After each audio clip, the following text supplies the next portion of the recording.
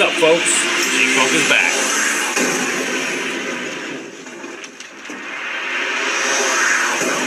I love the beginning of the song. What's up, folks? I'm back. I'm gonna do my shows on Friday from now on, just because of my new work schedule. So tune in every Friday. That's gonna be the new word. Don't have Mr. X with me. His schedule and I are kind of trying to balance it out, but unfortunately, I don't know. He'll be on hopefully in the near future. But I do shout out to him. Wrestling in general has been pretty decent lately. I'm not just going to talk wrestling today, so let everyone know I'm definitely going to get into regular sports, other topics. But for now, I'm just going to talk wrestling real quick. Money in the Bank is actually a little less than a month away now. Matches so far, they got Shinsuke Nakamura against AJ for the WWE Championship. They had the match in SmackDown determining what the stipulation should be. Nakamura won, but he hasn't announced the stipulation yet. What else? Then you got what's the other one? I'm sorry there. I'm just gonna put this over here for 1 second. And the other match is we got Money in the Bank. We also got Ronda Rousey. Nia Jax challenged Ronda Rousey to face her for the Women's Raw Championship at Money in the Bank, which I was kind of surprised because they're kind of pushing Ronda too fast. You know, she's only wrestled a few times on TV, only once on TV. Mostly she's been doing house shows, so I think it's kind of too soon. And the other women's match is Carmella will be defending her championship against Asuka, which I'm pretty sure Asuka's going to win now. She's due. I guess they didn't want her to beat Charlotte, since Charlotte's pretty much the face of the women's division right now. Besides, sorry, my allergies are bothering my eye. And then so far in the women's qualifying match, we got Alexa Bliss, Charlotte, Ember Moon, and Becky Lynch. And there's still 4 spots remaining. The men's is almost filled up. The men's division, you got The Miz, Braun Strowman, Rusev, Finn Balor, Bobby Roode, KO. And then you got one guy, which I didn't like. They did the tag team thing with Sheamus and Cesaro against the New Day, and the winner gets to choose. The winners of that match get to choose who they want to represent from their team in the Money in the Bank, which I think is kind of stupid. That means they're going to probably break up the New Day. So I have a feeling it's going to be Big E. I think they want to push Big E just because of his size. You know, Vince loves the big guys. So, and then there's one more spot remaining, which to me doesn't really matter who's going to. It's going to be. I think it's going to be from SmackDown. So I'm going to say, let's move these back over here. I think it's going to be Samoa Joe. That makes the most sense. Otherwise, Roman Reigns and Jinder Mahal going to be boring. Like I said, they really got to do something. Seth Rollins probably defend his Intercontinental Championship against who? I don't know yet. Because he's not in the Money in the Bank, and they don't want him. They're going to let him run the Intercontinental Championship for a while, just because he's such a good wrestler, he's such a great performer, and he's going to have it for a while. I don't see him losing. Jeff Hardy's probably defend his U.S. Championship against who? Probably Randy Orton. As much as I don't want to say it, I think they might let Randy Orton win a championship again. Or, if not, they might put him in the Money in the Bank match, which I'm not really for, because there's already one Money in the Bank. So, I think that Money in the Bank is going to be pretty good. Depends on who the last guy is in the men's qualifying, and the other 4 women are in the... I'm going to say Natalya, probably Naomi, either Sasha or Bayley. I'm not going to say both. I'm going to say one of them. I don't know who the 4. Probably one of the Iconics. Billie Kay's wrestling next week. Who's she wrestling? She's wrestling somebody for a qualifying match. So I'm going to say one of the Iconics gets in. So it should be interesting. Some Raw and SmackDown this week were pretty decent. They weren't great. The matches were good. Entertainment value was kind of weak. I'll tell you right now, I've watched a little NXT here and there, and I like what Triple H is doing.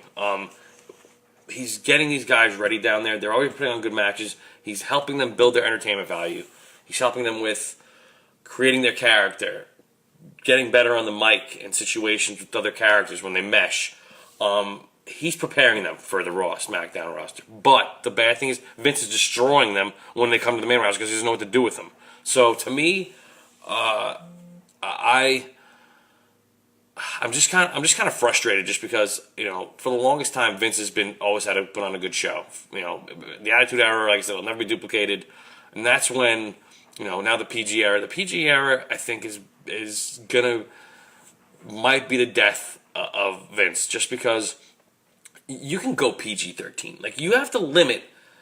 I know it's a lot of mostly little kids watching now, but you still got older fans like myself and older fans. You kind of have to, curtail to both sides, to both young and old generation. To me, and if you don't, then you're going to lose viewers. Like I said, I don't know. The ratings have been okay. I thought SmackDown was a little bit better than Raw. The whole Daniel Bryan big cast thing, I'm kind of not like into it. Daniel Bryan, like, it'd be different if they had the match at the last pay per view, and Big Cass won. All right, fine. Then Daniel wants his rematch, whatever, Money in the Bank. That makes sense, or whatever.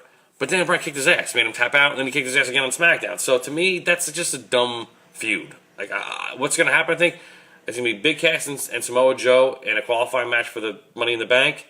Daniel Bryan's going to come out and cost Big Cass the match. Samoa Joe's going to win, obviously, and put him in the last one as the last remaining guy in the Money in the Bank. Which like I said, out of those 8 guys in the Money in the Bank this year, there's one guy I want to see win, maybe 2.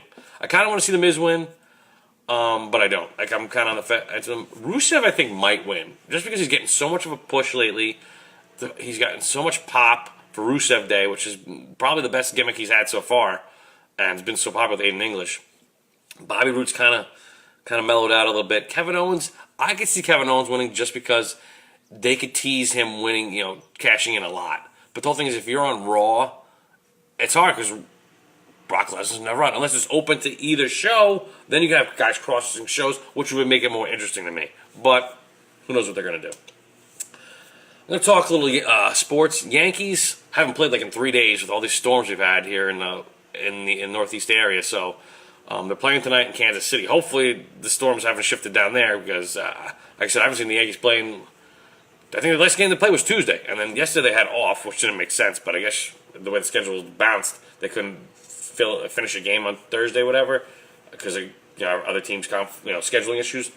But the Yankees are playing really well. They're just there. I was watching last night. They had on Yes Network, if anyone has it, Yankee Classics, and yesterday was the 20-year anniversary of David Wells' Perfect Game, which to me makes me feel flippin' old because I remember that shit like it was yesterday. So I actually had just. What was doing that day? I remember doing something, coming home and watching the last maybe 4 or 5 innings. I think I had to go out and I don't remember. It was 1998. It was 20. I'm looking to remember what the fuck I did yesterday. So 20 years ago was like a blur. But I just remember that game vividly. I remember Paul O'Neill catching the last out, pumping his fist in the air, and David Wells was a good guy. He was one of my favorite Yankees. He was tough. He was funny, and he helped us win a championship. The '98 team, I tell you right now, was probably one of the best teams you'll ever see as a Yankee fan of this generation. If you're from my generation, that's like the best Yankee team you're ever going to see. But to the kids, the people of this generation, the young fans now, this 2018 team, I'll tell you right now, if the Yankees can go get another top 5 flight starter and replace him with, like I said, I don't see Montgomery holding down the fort. I don't see Sonny Gray being that guy. Sonny Gray's gotten better, but are you really going to take Gary Sanchez's bat out of the lineup? You can DH him, but then you take one of your other big bats out of the lineup for Austin Romine. Don't get me wrong, Austin Romine's a good catcher. He gets some big hits here and there, but he's not going to hit you a 400-foot home run like Gary Sanchez is. But the Yankees pitching has been kind of up and down. But when you score a lot of runs, as long as you score enough runs where you're not going to give as many back, the Yankees will be okay. The Mets have been bad. They start off so good, and now they just went. Like my friend Jay Breezy said, "I told you this was going to happen. I told you. They start off really hot. Come middle of May, they're back to sucking again." And unfortunately, I thought he was be wrong, but what are you going to do? What's up, Joseph Everett? The Red Sox suck. Actually, no, they don't. They're doing really good right now, which I can't stand. But that guy Mookie Betts is ridiculous. Oh my God! Every time I turn on the TV and it's like I put on Sports Center, the Red Sox highlight, Mookie Betts is always in the fucking highlight. The guy's awesome. Anyways, he's the heart and soul of that team right now. I don't care what anyone says. That guy is superstar. He is the star of that team. They have a lot of other good guys on that team too, which like Alexander Bogarts. I think he's hurt though. I'm not sure. They still got Dustin Pedroia, who he at all like the Red Sox generation I grew up watching with Big Papi and Manny Ramirez and Pedro Martinez. Like you hated those guys. Like there's no one really I hate on the Red Sox anymore except for one person, and that's Dustin Pedroia. I can't stand him. But like I said, the Mets, the Yankees are doing well. The Mets are sucking. Basketball playoffs. The Cleveland Cavaliers are down 2-0 to the Boston Celtics. Guess what? I don't give a shit because I hate Cleveland and I hate Boston. Kind of interested in the Western Conference, Golden State versus Houston. Kind of like James Harden, so I'm kind of rooting for them because I so hate Golden State with their super team. Series is tied at 1. I want to see Houston win. Do I think they're going to win? Probably not. It's probably going to be, well, can Cleveland come back from this 2-0 deficit and beat Celtics? I don't know. The Celtics have and without Kyrie Irving, they're playing really, really well. My guy Dozier's kicking ass. Their whole team, the bench included, has been phenomenal. Like I said, I can't stand the Celtics, and I hate LeBron. So to me, the Eastern Conference, either way, if either one of them gets in, I'm rooting for the freaking. I'll tell you right now, if Houston doesn't make it to the finals against either Cleveland or Boston, and if Golden State wins, if it's Golden State and any of those two teams, I'm not going to care. I'm not going to give a shit. I really don't. As long as LeBron loses, fine. If Golden State loses, great. But if not, I don't give a shit.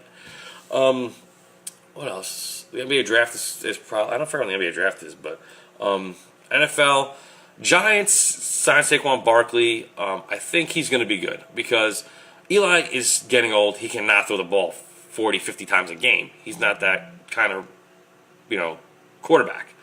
If you have a balanced attack, we got enough wide receivers. Saquon Barkley's like another wide receiver out of the backfield, and he can run. Like you can actually hand him the ball off. So their defense. If they tighten up the defense a little bit more, I think, they're going for it now. They're not. That's why they drafted Barkley. If they would have said, let's look towards the future, they easily could have. Where's Des Bryant going? That's a good question. I really hope he doesn't come to the Giants because we already got one mental case in Odell Beckham. I don't want another mental case in Des Bryant.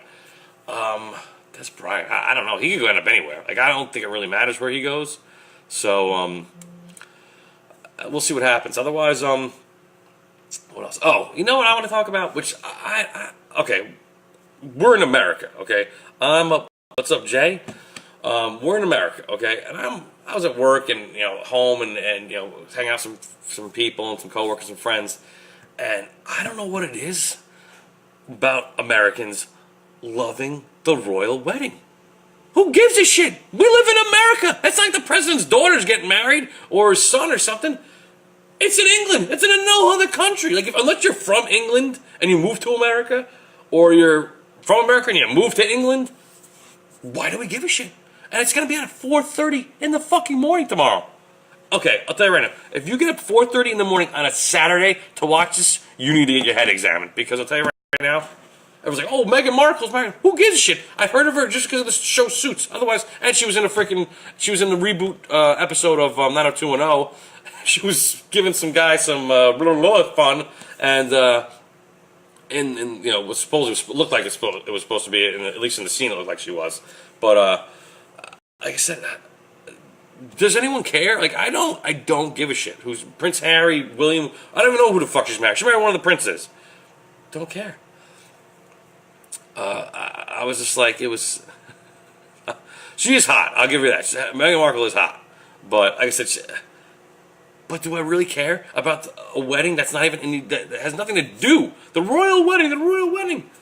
We live in America. Why do you care? Like, to me, it's just completely overblown. Like, if you're really into that shit, God bless you.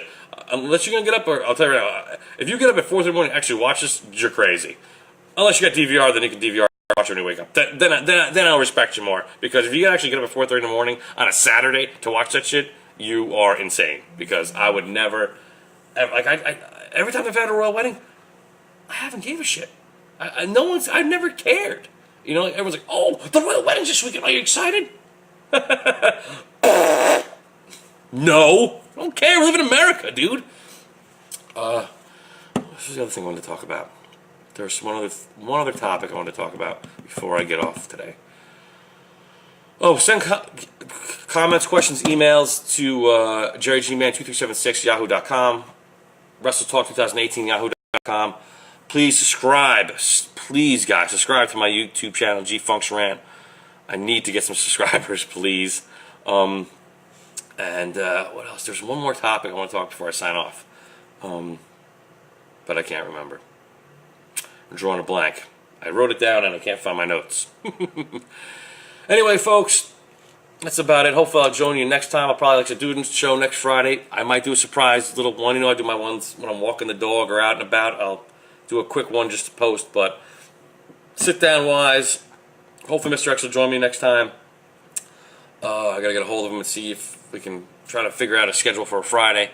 But folks, the weather's great now after these crazy storms. Well, it's kind of great. It's still kind of cloudy, but at least it's not pouring and it's not completely overcast.